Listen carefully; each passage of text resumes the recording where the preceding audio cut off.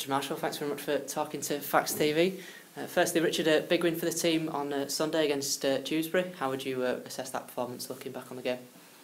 Yeah, we were exciting. I thought we made some decent changes. I thought all the combinations worked real well. I was really happy with QLT coming in on his debut. We mixed the team up a little bit, and I thought it worked. I thought defensively we had a couple of frailties within that. There was a couple of soft scores by our standards, I thought, but we pulled away towards the end. The last 20 minutes was pretty comfortable. But yeah, we're still not a finished article. And we were both at the reserves game last night, obviously against Wigan. Obviously, not quite the victory for the team, but a fantastic performance. Yeah, Wigan, their goal line defence was outstanding. We had lots of opportunities. Them young lads who played yesterday and some of the older ones had lots of opportunities with the ball, but we couldn't quite take that. Thought Fraser Morris was very good. He's not far off the first team. Ed Barber obviously came in and did a real good job, and young Connor Davis. I thought they were my top three really. I thought Connor Davis is knocking on the door as well. So really encouraged by that and having some depth within the squad. You know, we've got Ed Barber, James Woodburn-Hall to come back in, Ben Eaton. So we've got a bit of competition now. And a good platform for those older heads, obviously, like you said, coming back from injury and having a good competitive standard to play at before they come back into the first team. Well, that's one of the the reasons why we run the reserve grade, to keep everybody fresh, fit, and healthy, and add competition, and it ticks all those boxes. But also gives an opportunity for them young lads to play for Halifax long term. My thoughts on the reserve grade. I know a couple of them Wigan lads were talking to me about it, and how beneficial it is for their careers as well. So we can champion that, but it's about producing players for the first team, and we're doing a really good job here at Halifax. Moving on to the Toronto game this weekend, after the the Dewsbury game, you described it as probably the toughest test of the season. Would you stick by that? What, the Toronto game? As in this game being the one at the weekend, being the toughest of the weekend? Yeah, this will be our toughest game. Yeah, definitely it will be. It always is against a full-time team, but we've got a bit of previous. We've done a decent job on Lee and London, who are full-time and up there as well. So we're not scared. We're going to play with no fear. We will respect the opposition, as we always do with it, wherever they come from, how many players they've got, how many NRL Super League games they've played. We respect everybody, and we'll put a good game plan together. The players will be buzzing for this one.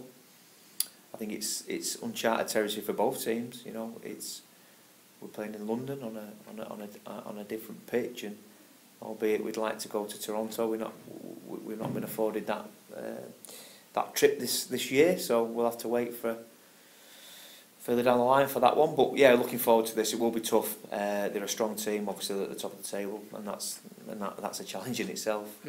And in terms of team news, QLT and Dan Fleming both unavailable as obviously part of their contracts. Is that obviously disappointing for yourself, but obviously part of the agreement? Yeah, I've got a decent relationship with everybody over there at Toronto, and we've got a gentleman's agreement that them guys won't be involved. They both want to play. Dan Fleming played last night in the reserves, which was brilliant. Offered him the opportunity to do that. He took that. So a couple of people coming. For them, we're hopeful that we've got enough in the team, in the squad, to manage without them too, who've both been really good. Obviously, Q, we've only just seen him in one game, and he's got man of the match, so he can't be that bad. And great piece of business from the club and everybody, all the supporters who's helped get that one over the line. In Toronto, they've been pushed quite close in the last few weeks by some teams. Does that give you confidence going into this fixture that that they're not perhaps blowing teams away despite them being on quite a long unbeaten run? Yeah, you've always got a chance, as Barrow had last week. They were very unfortunate. They got a couple of calls which were Toronto got a couple of calls, in my opinion, which were quite dubious on the day. So the referee has to be strong. We have to be strong. We have to be well disciplined. We can't let anybody get under our skin and feathers. We've got to be really strong with that and what we do, and we will be. So yeah, they're not unbeatable. They are a good team, you know, and on a dry track they've got some skill and some speed.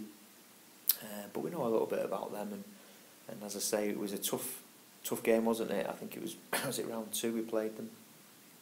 Seems a long time ago now, but there wasn't in that for probably for 65 minutes. There was not a lot in that game. We had a couple of blemishes defensively. Without that, it could have been a different story. But we're where we are, and we need to improve this week. What can the team learn from that? What can the team learn from that defeat at the Shea earlier in the season? Oh, we need to complete. We made far too many errors in that game. Every team, every coach has the same. But we have to complete and work hard with the ball this week, and have a bit more respect for the ball and what we're trying to do. We're comfortable defensively, albeit there was a couple of blemishes, as I mentioned last week, which we weren't too happy about. We'll get challenged this week. Strong physical team. They've got a strong pack and some decent half-backs running off the back of that. So we'll have to do our homework on these and put an excellent game plan together. Only got a couple of sessions as well this week. We're giving the boys a bit of time off to freshen up, travelling on the day of the game. So we've got to overcome all them hurdles and then go and beat the best team in the competition. So good luck with that one. Just finally, Richard, 4 games on the bounce we've won now. Is there plenty of confidence in the group that we can go and get a result on Saturday?